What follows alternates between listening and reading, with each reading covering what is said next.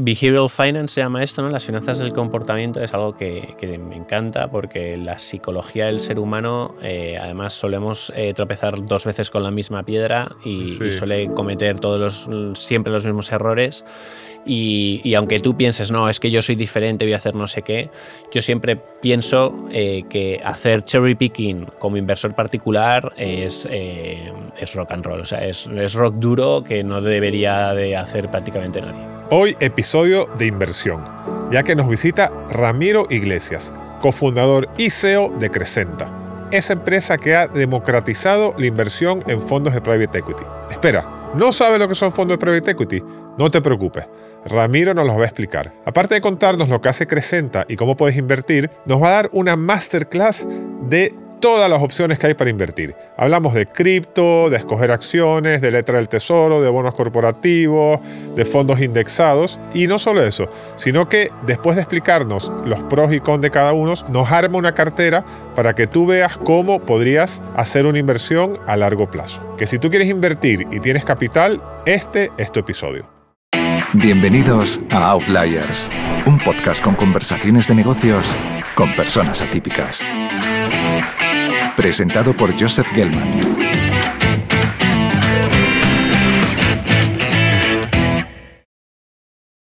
¿Qué tal, Ramiro? ¿Cómo estás? Estoy muy bien. Gracias por la invitación. No, gracias por venir. Oye, aquí estuvo tu socio Eduardo Navarro, no sé si hace 1 o 2 años, y nos contó de Crescenta. Pero sin embargo, vamos a repasar un poco eso y después hablaremos de otras cosas. Vale. Entonces, para el que no vio ese episodio, cuéntanos qué es Crescenta.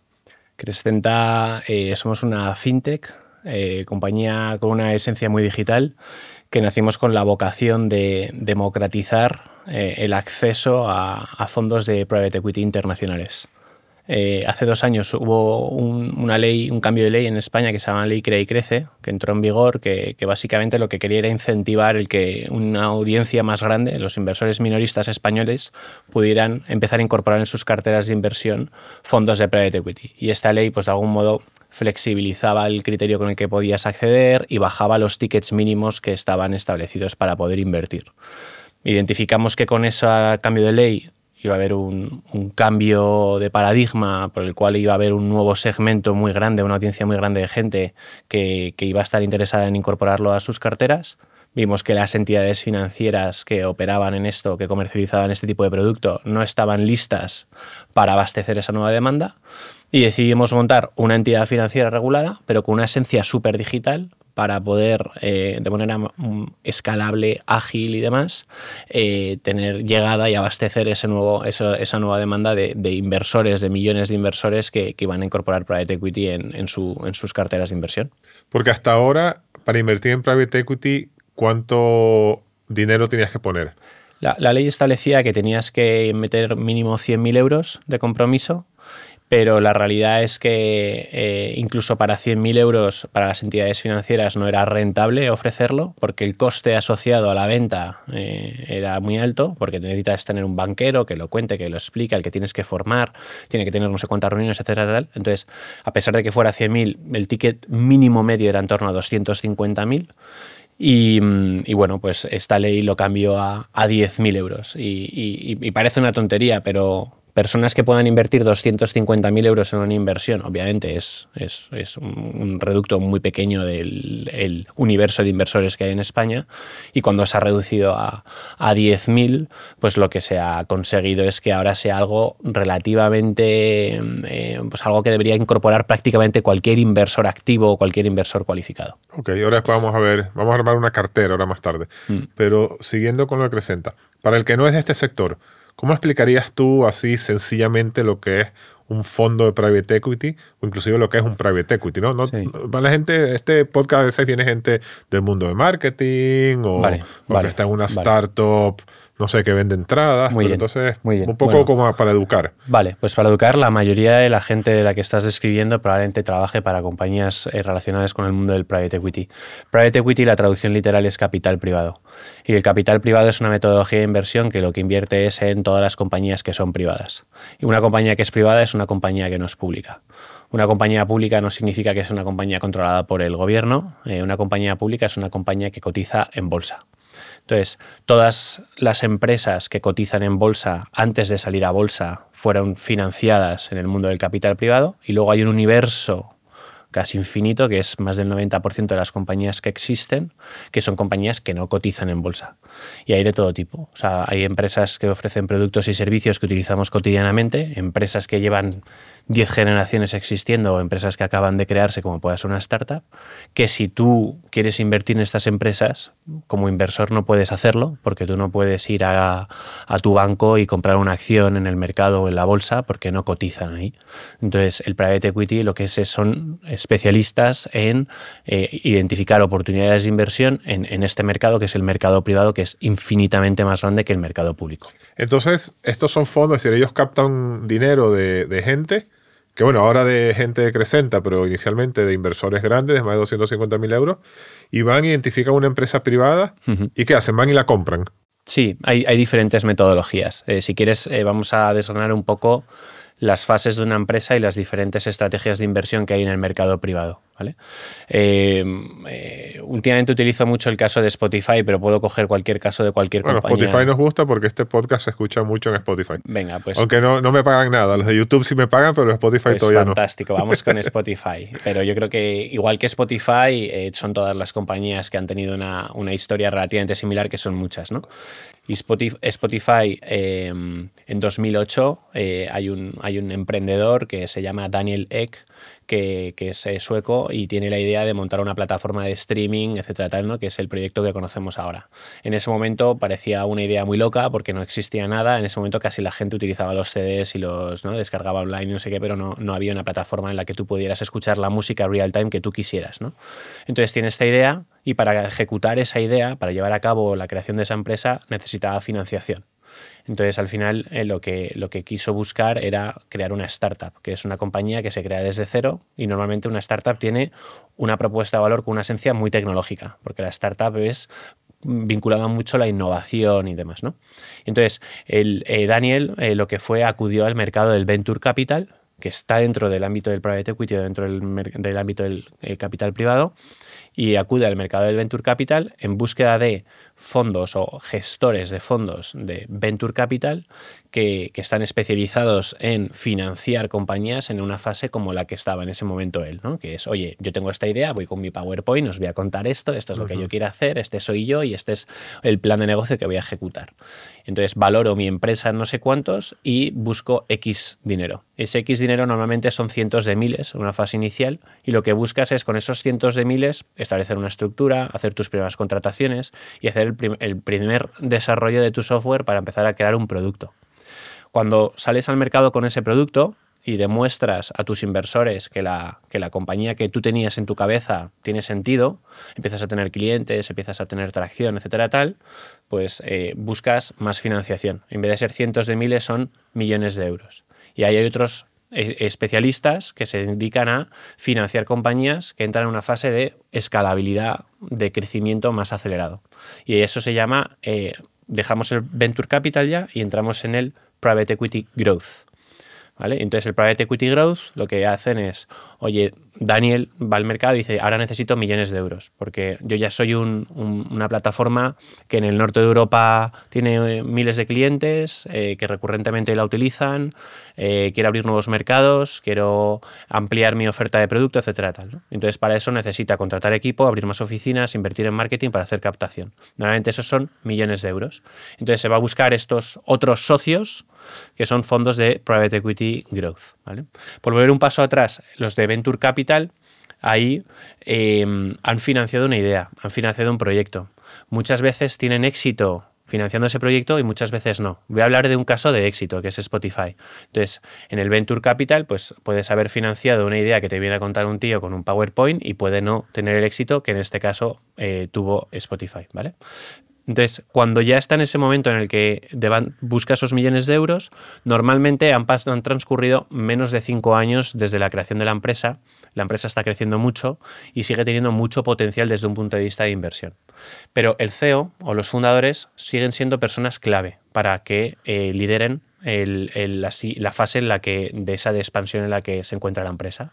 Y entonces buscan estos gestores de fondos de Private Equity Growth, y el Private Equity Growth lo que hace es una financiación minoritaria de la empresa. Yo te meto millones de euros, yo no busco tener control de tu compañía, yo me voy a sentar en tu consejo, te voy a apoyar y voy a financiar este plan de negocio que tú me has presentado para llevar la empresa de, si el venture la llevas de 0 a 10, pues llevarla de 10 a 500, ¿vale? Y el Private Equity Growth acompaña en esa fase. Esa fase, digamos, que puede ser otros 5 años, en la que pasa de ser una compañía líder en una región a ser una gran multinacional, etcétera, tal. Y transcurridos esos 10 años, que he dicho antes que Daniel fundó esto en 2008, en 2018 Daniel y los fundadores se enfrentan a una situación y en la que dicen, oye, yo ya he creado una compañía que hace 10 años valía 0, casi tendiente a 0, ahora valgo decenas de miles de millones y yo ya quiero empezar a disfrutar de la vida. Es decir, yo ya quiero vender parte de mis participaciones para, pues, comprarme el coche de mis sueños o la casa de mis sueños o lo que sea, o lanzarme a otro proyecto, lo que sea. Y también los gestores de los fondos de Private Equity y los de antes de Venture Capital necesitan vender sus posiciones para repartir rentabilidad a sus inversores. Y entonces ahí se toman dos decisiones. O bien sacar esa empresa a bolsa, que es lo que hizo en ese momento Spotify, salió a bolsa a una valoración de 30.000 millones de dólares, o vendérsela a un fondo de Private Equity Buyout, que es Private Equity Adquisiciones. Y el Private Equity Buyout lo que hace es, oye Daniel, lo que has hecho es fantástico, como tú ya estás de salida, yo te compro el control de la empresa y voy a llevar esta empresa al siguiente nivel, ¿vale? Muchas veces el Private Equity Adquisiciones hace eso para prepararla para una bolsa, para salir a bolsa un poco más adelante o para vendérsela a una corporación que estratégicamente tiene sentido, imagínate Sony Music o algo así, ¿vale? Entonces, hay diferentes ciclos de una empresa desde que se crea hasta que sale a bolsa. Hay mucha gente que dice, no, yo soy un visionario porque invertí en Spotify cuando cotizaba 30.000 millones y salió a bolsa tal y cual. Y eso, efectivamente, puedes haber hecho 3 veces pasta, ahora cotiza 90 y algo mil. Puedes haber hecho 3 veces pasta desde el transcurso de 2018 a 2025. En el transcurso de 7 años. Pero realmente donde está la rentabilidad bestia cuando identificas valor es en disfrutar de ese crecimiento súper acelerado durante el periodo en el que es una compañía financiada en el mercado privado. Ok, pero en esencia, porque toda esta historia que tú me contaste de Spotify también se podría haber hecho con Venture Capital, perdón. Entonces la pregunta es, en esencia, ¿hay algo en el enfoque, en el riesgo, o en algo de la dinámica que haga que el private equity sea diferente del Venture Capital? Sí. Bueno, es que tengo un cliente que está en un programa de Venture Client, no estoy con el Venture, o sea, no sé, con lo que hace Cafón o con lo que hace Kibo, etcétera, etcétera. Sí. ¿En qué es diferente? Sí, o sea, un Iñaki y un Aquilino tal, lo que hacen es el Venture Capital. Entonces, son diferentes perfiles de riesgo porque invierten en compañías en diferentes fases de madurez. El Venture Capital está especializado en invertir en compañías en los primeros 5 años de su vida, más o menos, ¿no? Entonces, puedes invertir en lo que sea Seed Capital o Capital Semilla, sería invierto en una idea, que es un papel, es un PowerPoint, como fue Keyfan cuando invirtió en la nuestra, en Crescenta, o invierto transcurrido 1 año o 2 años en el que, bueno, pues la compañía ya va bien, pero todavía hay cierto riesgo asociado al futuro de esta empresa. O sea, una empresa hasta que no es rentable, pues tampoco tienes asegurada el que vayas a tener una rentabilidad con esa inversión. Entonces, el Venture Capital invierte en muchos proyectos innovadores, liderados por unos fundadores, y de esos proyectos hay un número reducido que tienen un éxito brutal y hay otros que no lo tienen. Entonces es una apuesta un poco más arriesgada porque lo que vas es a identificar esos pocos emprendedores con muy buenas ideas que crean grandes multinacionales del futuro o grandes líderes de sector de su futuro, ¿vale? Okay. Perfecto. Entonces, volviendo a Crescenta. O sea, yo tengo alguna inversión en Crescenta y claro, eso me permite acceder a fondos de private equity gigantescos que yo no hubiese podido acceder. Yo creo que ni siquiera con 200.000 euros. No, ¿sabes? millones. Tú dices, bueno, oye, no es como que levantas el teléfono, te metes en la página web del Santander y dices, quiero comprar estos fondos, ¿no? Entonces yo entiendo el valor que eso da en democratizar la inversión. Pero estos fondos, ¿por qué tienen, no sé, ellos te dan a ti y te dicen, toma, te doy 200 millones. Entonces esos 200 millones lo vendes o lo colocas a través de tu aplicación, de tu página web, a un montón de gente, a tickets de 10, 20, 30, 40 mil euros. Entonces, ¿por qué los fondos quieren ese retail? Sí, o sea, si quieres te digo por qué fondos y luego por qué esos fondos. ¿Por qué fondos? Es porque dices, joder, a mí esto de invertir en Spotify, invertir o en compañías, yo qué sé, como pudiera ser cualquier compañía privada que no cotiza en bolsa que te gusta, yo qué sé, pues lo que ha sido en España, pues ahora, no sé, MásMóvil, Securitas Direct o Parques Reunidos o Ducati, Aston Martin, hay miles de compañías, pero no obvias, no sé, miles de compañías, Clínicas Quirón, Alfonso X, sí, la Liga de Fútbol, son todo compañías españolas controladas por fondos de private equity, ¿vale? Pero dices, a mí invertir en estas compañías tiene todo el sentido del mundo.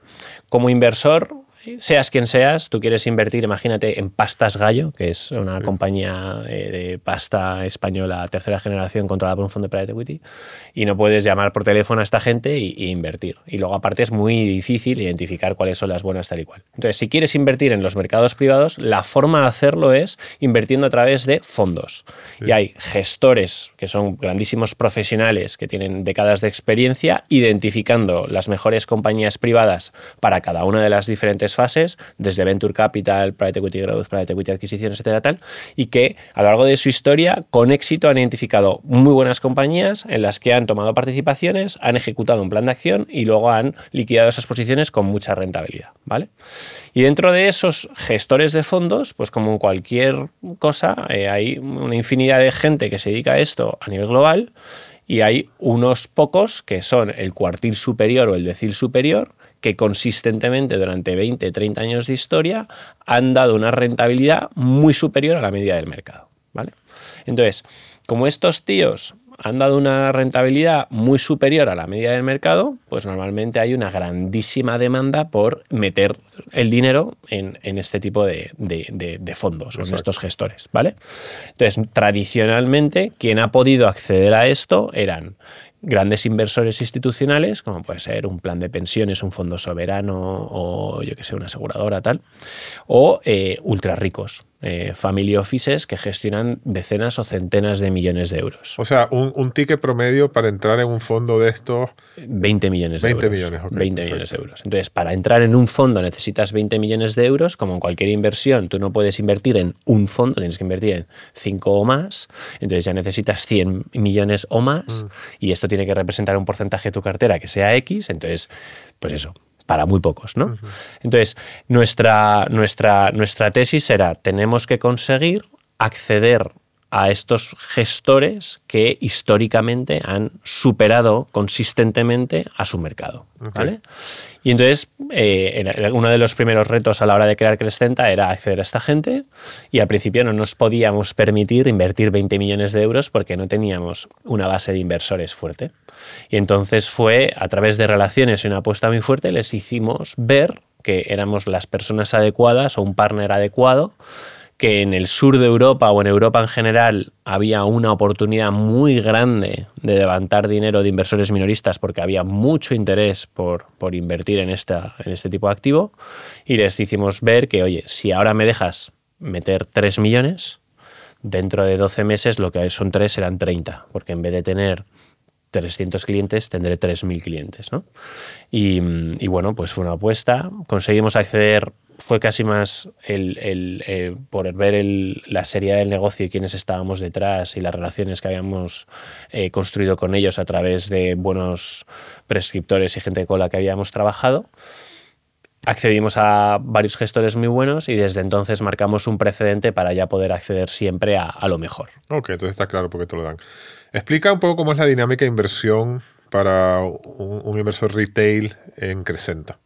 Porque esto tiene sus timings, es interesante, ¿no? Inclusive a nivel visual, cuando tú entras y ves gráficos, barritas para arriba y barritas para abajo. Sí, vale. La dinámica, si quieres te explico cómo funcionan los fondos de Private Equity y luego cómo sería la inversión desde Crescenta. Un fondo de Private Equity tiene una particularidad muy chula y muy diferente, y es que hemos hablado de que ahora el ticket establecido por ley mínimo son 10.000 euros. Nosotros tenemos gente que mete 10.000, 100.000 y millones. Cuando tú inviertes en un fondo de private equity, lo que haces es firmas un compromiso de inversión. Vamos a poner un ejemplo de 100.000 euros, ¿vale? Tú comprometes que vas a invertir 100.000 euros en un fondo de private equity, pero tú no desembolsas esos 100.000 euros en el momento de la inversión. Lo que entras es en un ciclo en el que vas a tener una relación con ese fondo durante 10 años de tu vida. Durante 5 años va a haber un periodo de llamadas de capital, en el que se te va a pedir un 20% de tu capital anualmente, ¿vale? Se te va a pedir cada año 20.000 euros. Durante 5 años. Entonces, durante esos 5 años, cada año vas desembolsando 20.000 y al cabo de 5 años has cumplido con el compromiso de desembolsar los 100.000 euros. Y a partir del año 5 empezarás a recibir los 20.000 que habías aportado cada año con toda la rentabilidad generada, que los fondos de private equity a los que damos acceso hacen 2 o 3 veces dinero. Porque ese momento es cuando el fondo está vendiendo compañías, ¿no? Sí, te explico por qué. Porque un fondo de private equity no te pide la pasta de golpe. Porque digamos, por ejemplo, un fondo como puede ser Equute, que dimos acceso hace un año así. Equute levantó 20.000 millones de euros. Ponte que para comprar 20 compañías de 1.000 millones.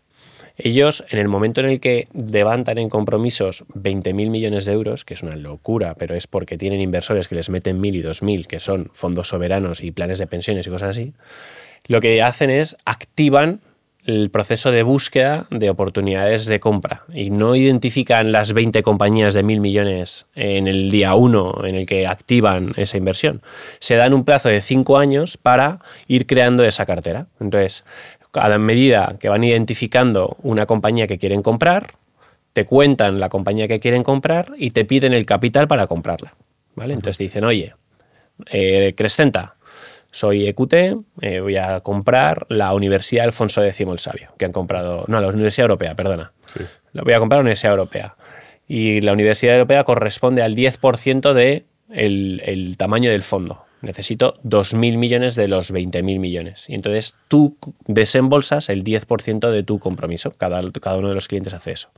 Durante 5 años hace todas las adquisiciones, 4 o 5 años, y a partir del año 4 o 5 empieza a vender, después de haber ejecutado un plan de 3 o 4 años de mucho crecimiento y mucha generación de cada una de las empresas que compra, empieza a vender esas empresas y te devuelve el capital que aportaste con toda la rentabilidad que han generado con eso.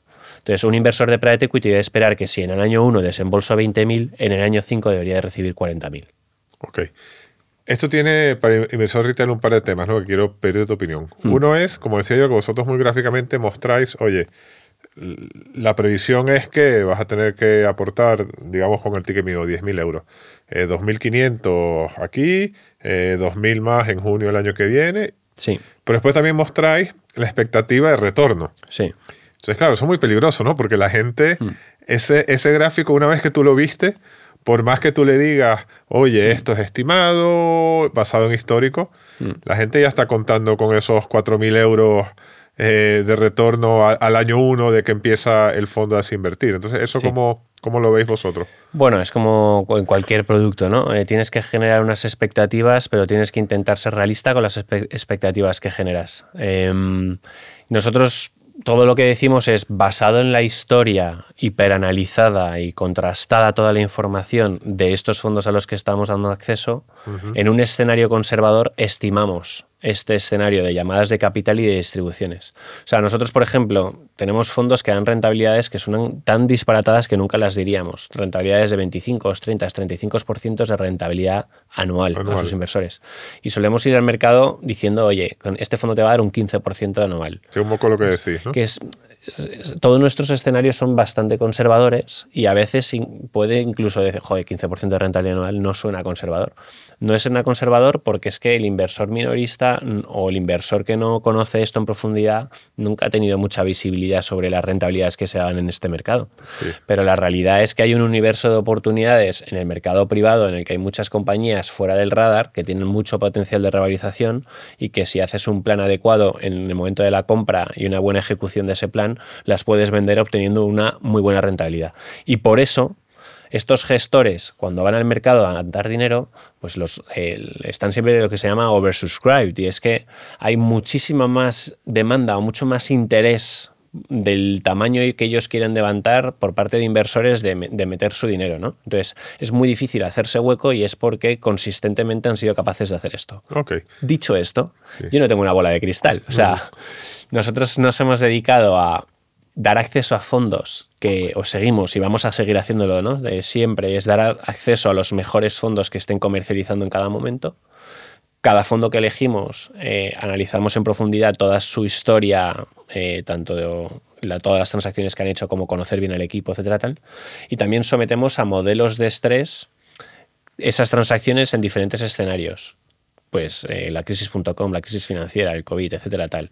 Pero no tenemos visibilidad sobre el futuro, pero no tenemos una bola de cristal, pero sí que intentamos que haya un proceso muy profundo para que lo que estén los mensajes que lanzamos estén bien contrastados. Ok, está claro.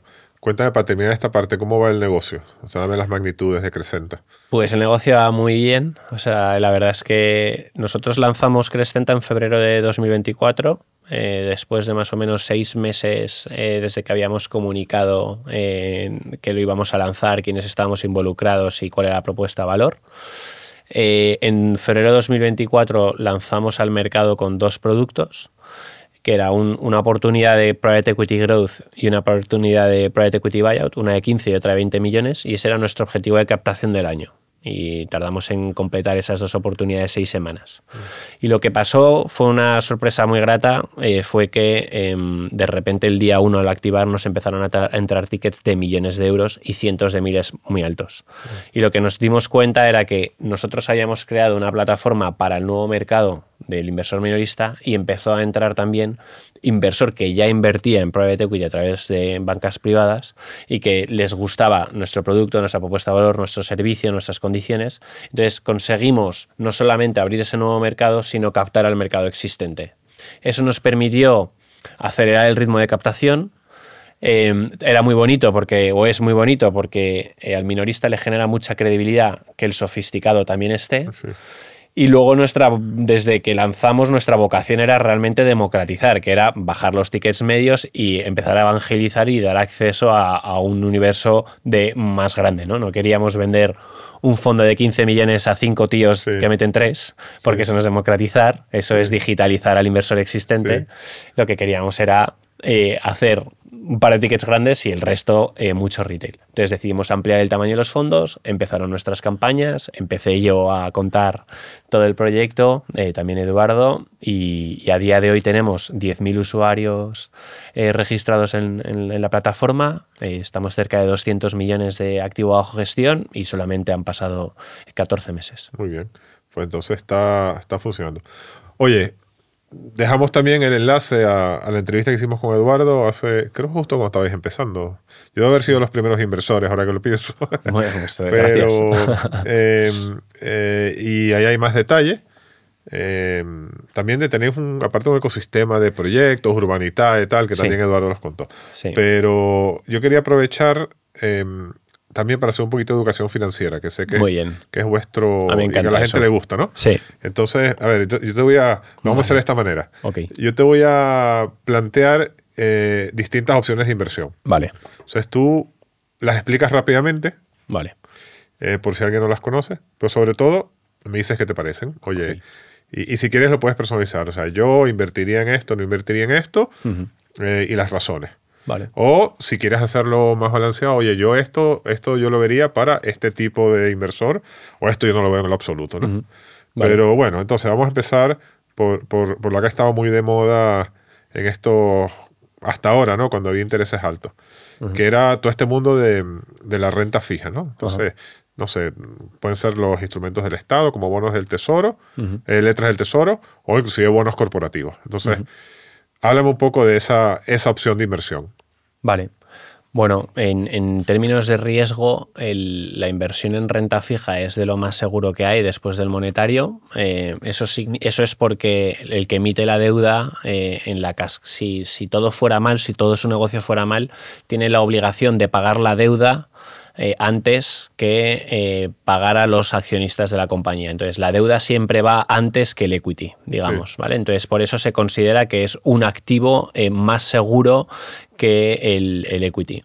La deuda, cuando los tipos de interés están altos, una compañía cuando emite deuda, pues lo que hace es necesito financiación y emito un bono, y con este bono lo que voy a hacer es pagar un cupón, que es una rentabilidad vinculada al tipo de interés, de manera anual o semestral o lo que sea, en la que con el rendimiento del volumen de negocio que genero te pago esos intereses. En entorno de tipos altos, pues yo que sé, cupones o bonos que te pagan 5% anuales, pues hay mucha gente que decía, oye, si esto me paga el 5% con poco riesgo y con la bolsa estoy obteniendo un 6, un 7, pues en términos de rentabilidad de riesgo creo que me merece más la pena hacer renta fija. Y si la bolsa realmente da 6 o 7, entonces entiendo ese argumento. La bolsa si da 7 o 8, pues a lo mejor tendría sentido invertir en las dos cosas, ¿no? En renta fija, sobre todo en la parte, o sea, en letras del tesoro es el interés y más nada. Sí. Pero en los bonos hay fluctuación de precios, eso Sí. es relevante, Sí, y se puede ganar sí. dinero por ahí también. Sí, o sea, tú vete preguntándome en todo lo técnico que tú Sí. quieras meter, yo te contesto. Es que no sé lo que tú me digas. Sí. Pues sí, hay fluctuación de precio. Cuando tú emites un bono, lo emites a la tasa de tipo de interés de ese momento. Imagínate que es el Euribor 3 meses más un diferencial o un spread, ¿vale? Dices el Euribor 3 meses más un 1%, imagínate, ¿no? Entonces eso imagínate que es un 4% de rentabilidad que va a pagar el que emite el bono a su inversor. Si 6 meses más tarde el Euribor sube o baja y ese bono se ha fijado a un tipo fijo, que es el tipo de 6 meses antes, el precio va a fluctuar. Okay. Porque al final el precio de ese bono se va a devaluar si el tipo de interés vigente es superior. Claro, si porque hay en ese otros, momento la gente podría acceder a otro bono que pagase más. Claro, entonces hay un mercado en el que tú puedes hacer compraventa de bonos. Okay. Y que ahí, bueno, pues puedes invertir en un bono o comprar un bono que cuando hay una bajada de tipos de interés o una subida de tipos de interés estás ganando o perdiendo dinero y puedes pasar a otro. Hay bonos que tienen son menos líquidos, entonces tienes que mirar en qué inviertes, que tienen un horizonte, un duration más largo, entonces no puedes venderlo cuando tú quieres. Entonces tienes que estar conforme con el tipo de interés que vas a recibir, Okay. ¿vale? Está claro. Riesgo más bajo, como cuando una compañía emite un bono, los emite, hay diferentes niveles en una cascada de pagos, de bonos senior, no sé qué, Mezzanine, tal.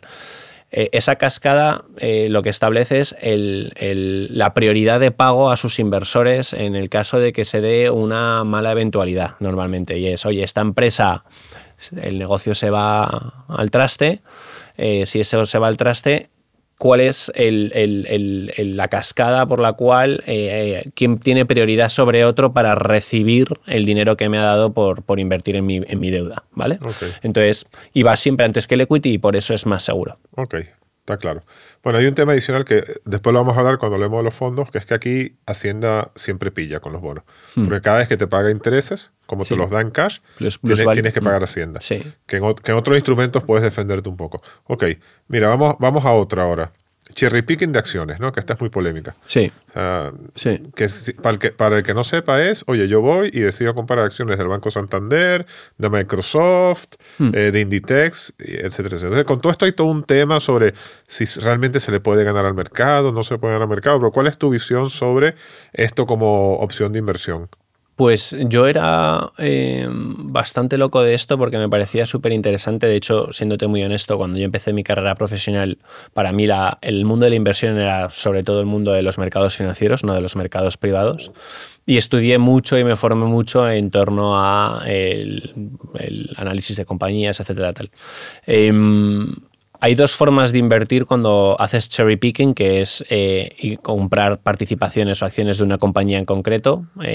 Hay dos tipos de análisis, uno es el análisis fundamental y el otro es el análisis técnico.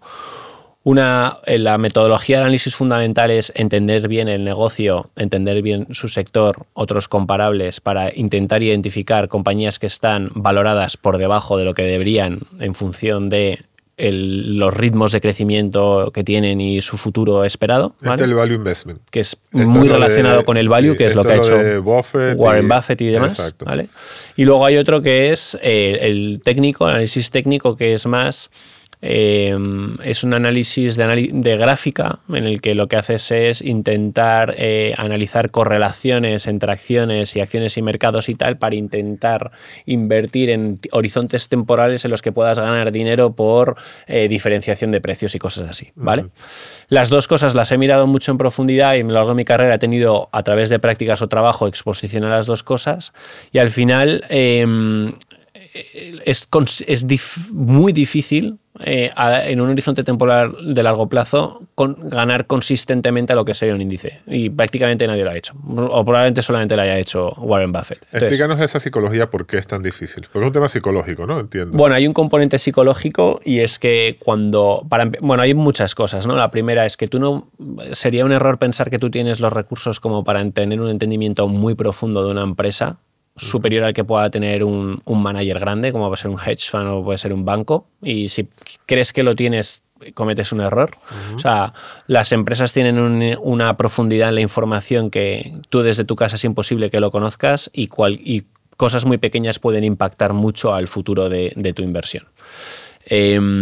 Y luego, muchas veces, entonces eso por un lado, y por otro lado luego hay un comportamiento psicológico del inversor en el que a veces puedes encontrar una empresa y puedes tener la tesis correcta de que va a crecer y va a darte una rentabilidad adecuada, pero saber cuándo es muy difícil identificarlo. Y entonces esa empresa, como cotiza en un mercado que es su índice, va a fluctuar no por algo intrínseco a el ritmo de esa empresa, sino por cosas relacionadas con su mercado, temas más macroeconómicos, etcétera. Entonces es muy difícil como inversor particular el ser disciplinado y permanecer a largo plazo cuando ves que estás perdiendo dinero. Entonces eso se traduce en que la gente suele hacer transacciones de compras y de ventas impulsivas, motivadas por decisiones irracionales que te hacen a largo plazo perder dinero, básicamente. Claro, y dicen que en general la gente aguanta mucho más. O sea, esto bajó 20%. No, yo voy a aguantar. Y 30%. Entonces te hundes. Mientras que a la subida venden de una vez. Sí. Vendo esta para comprar otra, y es muy difícil hacer el timing del mercado. El behavioral finance se llama esto, ¿no? Las finanzas del comportamiento es algo que me encanta, porque la psicología del ser humano, además solemos tropezar 2 veces con la misma piedra y suele cometer siempre los mismos errores. Y aunque tú pienses, no, es que yo soy diferente, voy a hacer no sé qué, yo siempre pienso que hacer cherry picking como inversor particular es rock and roll. O sea, es rock duro que no debería de hacer prácticamente nadie. Sí. Mira, aparte de que hay mucho tema de suerte, ¿no? y de circunstancias externas. Yo trabajé en Indra una época, y en mi último año nos dieron la opción de cambiar parte del bono por acción. Entonces yo lo hice. Pues eso tiene una ventaja fiscal, que es que no pagas IRPF. Yo lo hice por eso. O sea, pero tenías que aguantarla 3 años. O sea, yo llevo 3 años torturado pensando cuándo voy a vender esto. Porque claro, yo como estuve en la empresa tanto tiempo, tengo poco respeto, ¿no? Entonces decía, tengo que salir de esto. Sí. Pero bueno, en el medio, guerra de Irak, empresa sembraba de negocios de contratos públicos porque la CEPI compra la empresa, etcétera, etcétera. Y claro, y de pronto te plantas en que 300%.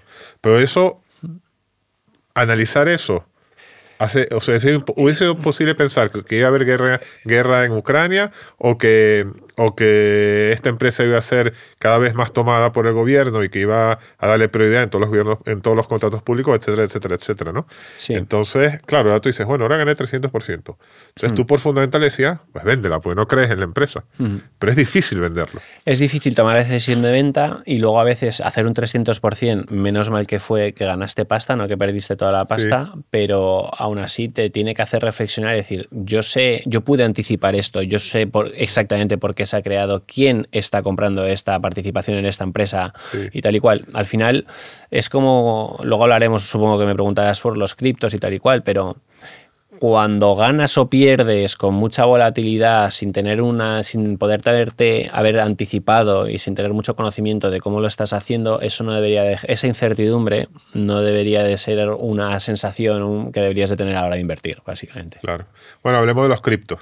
¿Hay que comprar o no hay que comprar criptos? Yo criptos yo soy muy sencillo. Yo solo invierto en lo que entiendo y en lo que de algún modo puedo anticipar qué es lo que se va a hacer. Yo soy un tío que se siente más cómodo invirtiendo en una cosa con la que voy a hacer 2 veces pasta, pero que sé cómo se va a hacer, que con la hipótesis de que puedo hacer 5 veces pasta y no tengo ni idea de cómo. El mundo cripto, yo tengo una relación de amor-odio con esto, porque cuando yo vivía en Estados Unidos y también cuando estudié en Columbia, etcétera, pues se hablaba muchísimo de esto. He tenido 1000 ocasiones en las que miles de amigos muy cercanos me han dicho, oye, compra esto, no sé qué. Y la realidad es que nadie ha sido muy capaz de explicarme realmente cómo se gana dinero en criptos. Y aunque cojas un Bitcoin, hay gente que dice que es un movimiento social, otros que dicen que es un tema de scarcity, porque cuanto menos hay, el mining no sé qué más vale, otros que tal. Y yo no invierto porque me parece que es jugar con mi patrimonio, que me cuesta muchísimo trabajo generar ahorro, como para jugármela a algo que no tengo mucho control. Hay mucha gente joven invirtiendo en cripto porque yo creo que hay una especie de nueva generación que busca como una felicidad efímera y puntual y cortoplacista, ¿sabes? Como yo quiero hacer la máxima pasta posible con el menor esfuerzo y lo más rápido posible. Yeah. Y eso solamente acaba mal, ¿no? En la vida, pero en inversión pero yo también. creo que es en la vida y en todo, ¿no? Yo creo que hay que pensar un poco como en el largoplacismo. Entonces estos han sido también los que han creado todo esto, y luego además hay un movimiento social. Yo voy a eventos y a cosas en las que doy charlas y comparto espacios con gente muy especialista en esto, y me encanta hablar con ellos y entenderlo, porque me genera cierto FOMO a veces, como con cualquier persona. O sea, a veces, yo que sé, ahora no sé cuánto está, pero cuando estaba en 70 y 100 y pico y no sé qué, me decían que iba a ir a 150, luego ha bajado, no sé qué. A mí me han dicho de todo, pero yo he tenido todo tipo de sesiones con analistas para intentar ver qué me contaban. Y me genera cierto FOMO y quería entenderlo bien. Pero bueno, long story short, para mí es... si lo incorporas en un 5% de tu cartera, porque sabiendo que no lo vas a entender, que no sabes qué va a pasar, por FOMO o porque te crees esto del mundo del DeFi, del Decentralized Finance, y de que potencialmente habrá un momento en el que podrás transaccionar y pagar con tus criptos y no sé qué, pues mete un 5% de tu cartera a esto. Y si no te gusta invertir en cosas que no entiendes, pues no pierdas el tiempo, porque puedes ganar pasta con otras cosas que sí vas a entender. Ok. Está claro. Tenemos los indexados, que hemos hablado mucho en este podcast, pero bueno, los vamos a dejar ahí un poco. Y una más. La inversión preferida en España. Comprar tu piso para alquilarlo. Ya. Pues yo no lo entiendo. O sea...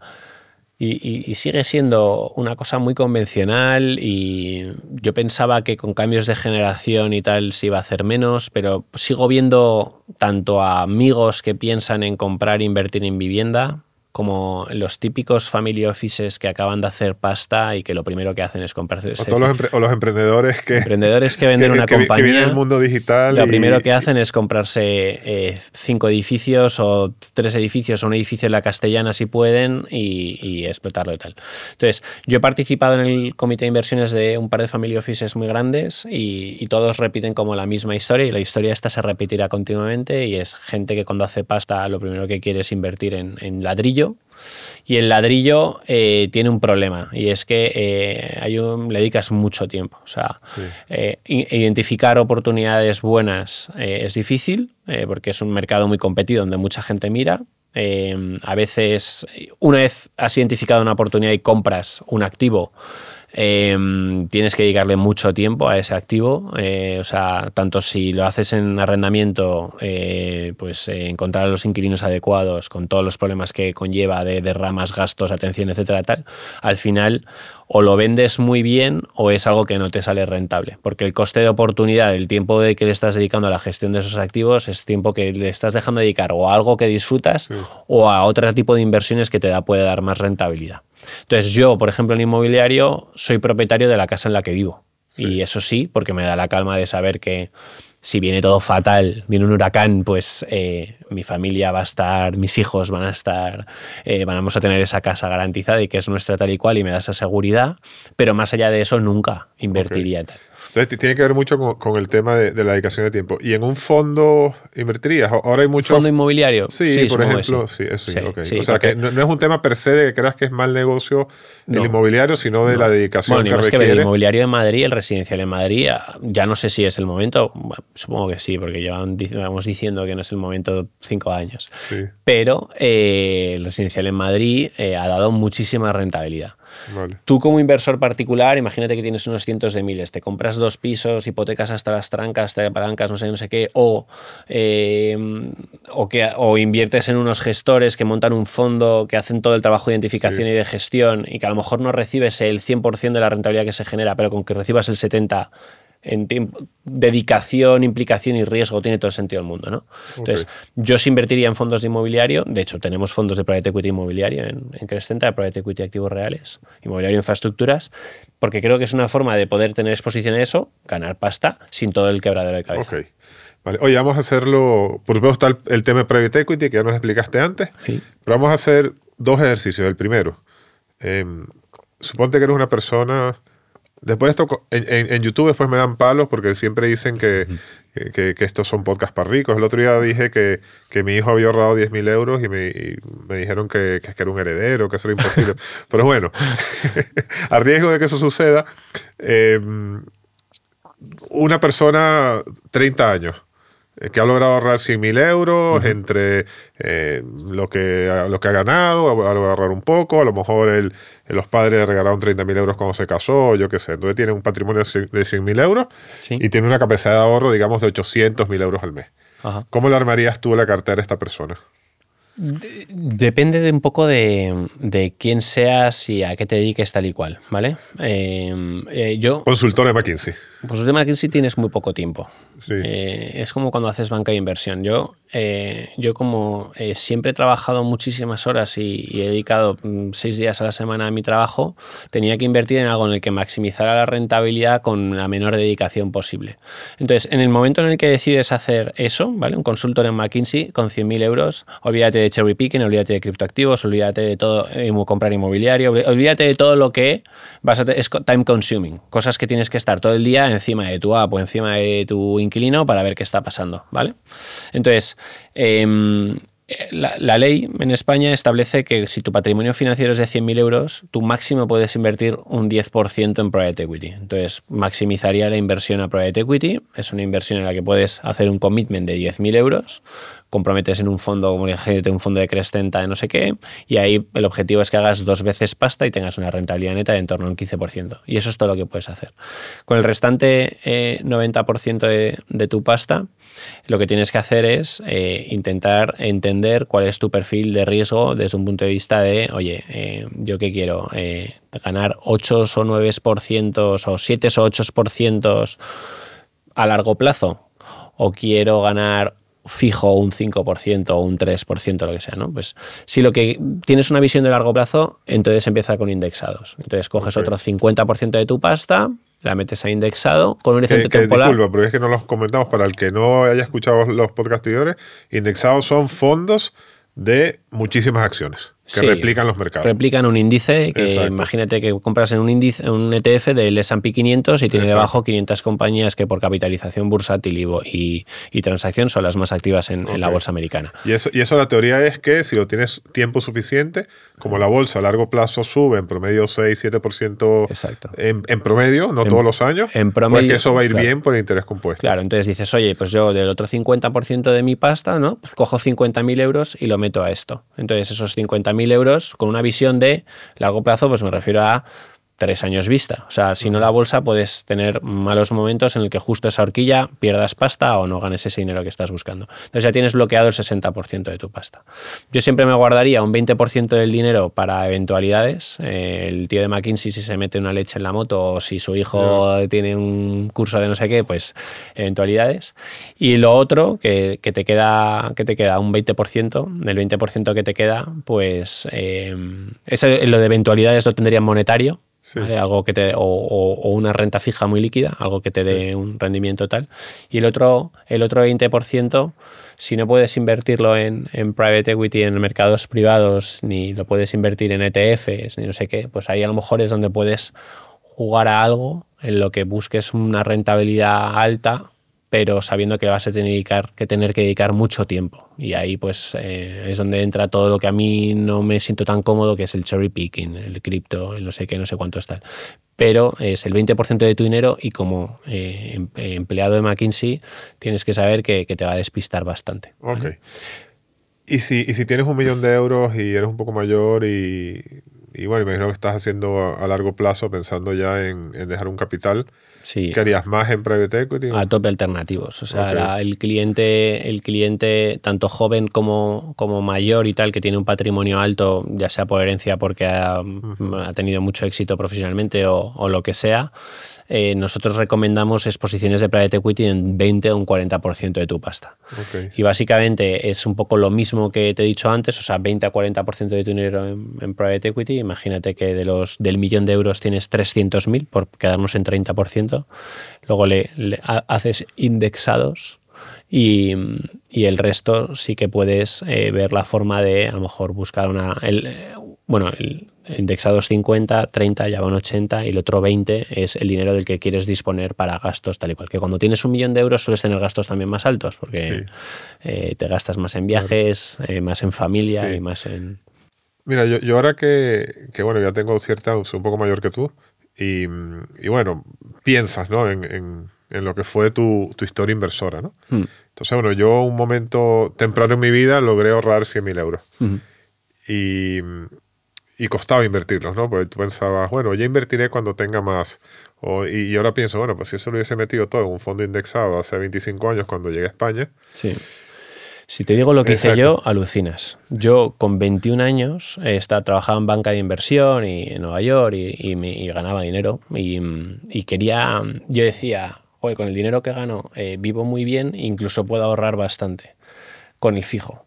Y luego además con el variable tengo como ese pico que si curro muy duro pues me pagan pasta y puede ser como de algún modo, si esta pasta la invierto bien, puede garantizarme que a 10 o 15 años vista de mi vida pues voy a llegar a España y voy a tener un colchón grande como para poder establecerme en España.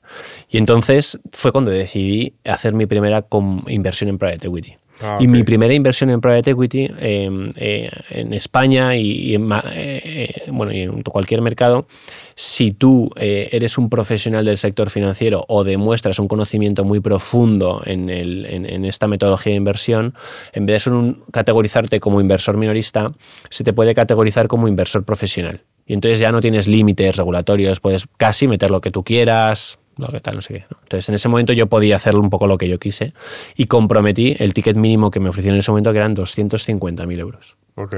250.000 euros. No tenías, ¿no? Que iba a tener, no tenía 250.000 euros, pero yo decía, pero 250.000 si son 50.000 al año, durante 5 años, pues si curro muy duro, el bono que puedo recibir trabajando en banca de inversión o en Wall Street era ese tipo de dinero. Entonces, puedo ir acudiendo a esto, lo que tengo que garantizar es que hago muy buen trabajo para no quedarme en la calle, etcétera, tal.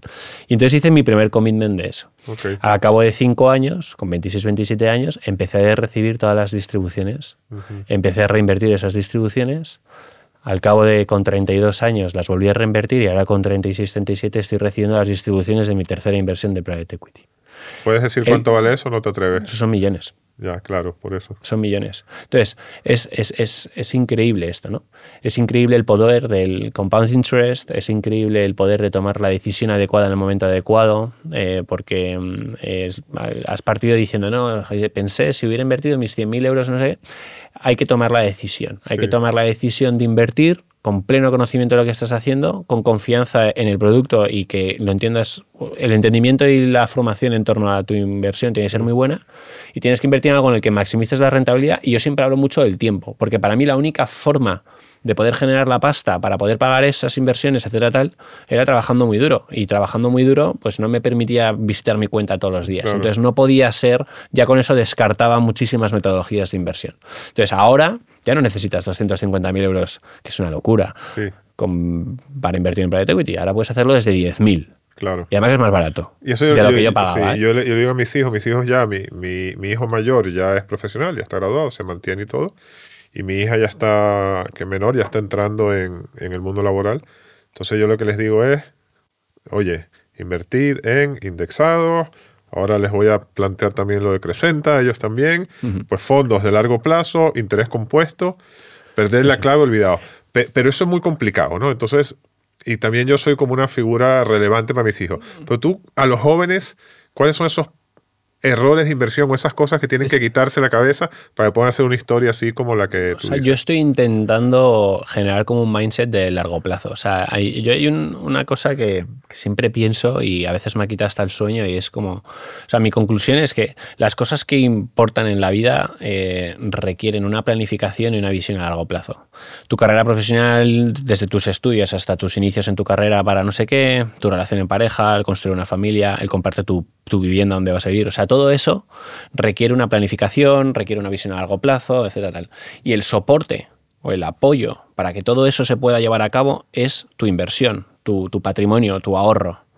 Entonces, hay un mismatch entre el horizonte temporal con el que quieres ganar dinero y el horizonte temporal de tus objetivos y cómo tú te imaginas o te proyectas en tu vida a 5 o 10 años vista. Entonces, si tú te estás imaginando que en 5 años vista vas a comprarte la casa de no sé qué, invierte a 5 años vista para que encuentres la forma de cumplir con ese sueño.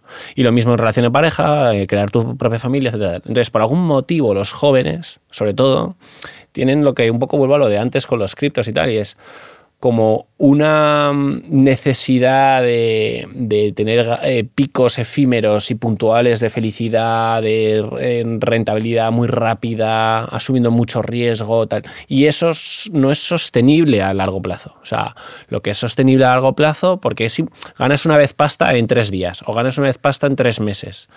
Pero que hagas eso 3 meses, más 3 meses, más 3 meses durante 10 años de tu vida es imposible estadísticamente. Entonces, busca la forma de hacer una inversión con la que ganes pasta que se alinee con tus objetivos a medio y a largo plazo. Y por eso yo soy tan fan del private equity con el funcionamiento que tiene el private equity, lo de 5 años de no sé qué, tal y cual. Pero no tiene que ser lo único lo que inviertes en eso y en otras cosas. Entonces, y sobre todo ahora que es accesible. O sea, estamos viviendo una revolución digital en el mundo financiero en el que se ha dado la vuelta a la tortilla. O sea, ahora se ha digitalizado el acceso a todos los activos. O sea, todos los que has dicho existen a golpe de clic. Sí. Ya puedes hacer private. O sea, tú coges la cartera que recomienda Goldman Sachs o JP Morgan de banca privada para cualquiera de sus clientes, en la que incorpora 40% de private equity, 10% monetario, renta fija y renta variable, algo de inmobiliario, algo de criptos potencialmente. Y todo eso lo tienes a golpe de clic, como minorista. Y puedes hacerlo desde miles de euros, cuando antes necesitas decenas de millones de euros. Y encima lo haces más barato, más ágil y con más información. O sea, se ha dado la vuelta a la tortilla. Ahora un inversor minorista invierte mejor que una alta fortuna. Sí. Es porque la alta fortuna más, los procesos son lentos, el acceso es más lento y tal y cual. Entonces, hay que aprovechar esa oportunidad que tenemos. Y si la acompañas con cosas como esto, que son contenido educativo financiero en el que te abre un poco la mente, pues lo que hay que hacer como joven es tomar las riendas de tu futuro, tomando las decisiones adecuadas ahora. Y tener paciencia. Sí, no, el largoplacismo es fundamental. O sea, yo casi creo que vamos a crear el hashtag largoplacismo. O sea, es decir, es esto, es... si lo que quieres es el coche que ves en las redes sociales o la casa que ves en las redes sociales o la vida, porque las redes sociales... ¿no? Es que mucho podcaster que está con el Lambo. Bueno, pues si tú sueños... Que explícales que es la peor inversión del mundo, claro, un Lamborghini. O sea, comprarte un Lamborghini al principio de tu carrera, cuando empiezas a ganar algo de pasta, es el peor decisión del mundo, porque lo que estás haciendo es dilapidando tu capacidad de ahorro y de los siguientes no sé cuántos años, ¿no? Pero si tu objetivo en la vida es tener un Lamborghini porque eres un loco de los coches y me parece fantástico, pues establece cuándo lo quieres tener y un plan de inversión que machee el que llegues con un plan de ahorro y de inversión en un horizonte temporal adecuado a poder comprarte y permitírtelo, ¿no? Sí. Bueno, una duda. Yo era socio de una consultora y todavía tenía un Toyota Corolla. Hasta que mi mujer me dijo, ya está. O sea, no puedes, no puedes buscar aparte que tenía clientes que a veces venían de fuera y los recogían y me decía, ya está, cómprate un coche mucho mejor. A mí me costó comprarme un coche mejor porque es lo que tú dices, me parece es una pérdida de dinero total. Yo, fíjate que y la gente que me conoce mucho, amigos, familia y tal, yo soy un loco del mundo del motor. O sea, muy, muy loco. De pequeño, un gran apasionado de motos y coches. Y he encontrado, o sea, no me compré un coche hasta los 30 o así, pero con 30 empecé a comprarme unos coches que me hacían mucha ilusión y tal y cual. Y siempre ha sido como mi gasto así un poco más capricho que he tenido tal. Pero lo importante era que ese gasto no suponiera nunca una situación de estrés o un coste de oportunidad para que yo pudiera cumplir con el resto de mis objetivos. Exacto. Y los objetivos importantes de verdad, que es tener tu casa, tu ahorro, tu futuro medio garantizado con una buena pensión tuya propia, privada, que tus hijos no les falte nada, etcétera, tal. Y eso es invirtiendo bien. Y gastando poco mientras inviertes hasta que empiezas a entrar en el ciclo en el que ya empiezas a generar más del gasto que necesitas para tener en la vida que quieres. Así es. Bueno, pues ya sabemos, #largo plazo. Ramiro, nos quedan cosas en el tintero, pero bueno, ya te invitaré otra vez, pues quería hablar también de carrera financiera. Sí. Bueno, hacemos otro más adelante. Pues nos hemos aquí profundizado en la parte de inversión. Sí. Y así te vuelvo a invitar. Encantado de venir. A lo mejor hacemos un evento en Crescenta que lo estuvimos hablando y hablamos de carrera financiera. Y muchísimas gracias por venir. Un placer. Y por compartir todas estas recomendaciones. Estos podcasts, cuando hablas de inversión, sobre todo a la gente joven les interesa mucho. Así que te agradezco. Oye, para terminar, tú has tenido una carrera indudablemente exitosa. Fuiste banquero en Wall Street y ahora eres emprendedor fintech, ¿no? O sea, muchos años en el sector financiero. Si tú reflexionas y tú piensas en ese éxito que has tenido, ¿tú crees que se debe a que tú tienes un talento innato, a que has trabajado muy duro o crees que has tenido suerte? Sí, yo creo que se debe a trabajar muy duro y a, siempre digo, como a hacerme ver, a buscar las oportunidades. Y buscar las oportunidades es no parar de intentar conocer a gente, aparecer en el sitio adecuado, que nunca me pueda la pereza, coger los trenes que pasan, etcétera, tal. Y eso al final se traduce en suerte, porque la única forma de conseguir oportunidades es buscándolas. Entonces es trabajo muy duro y eso.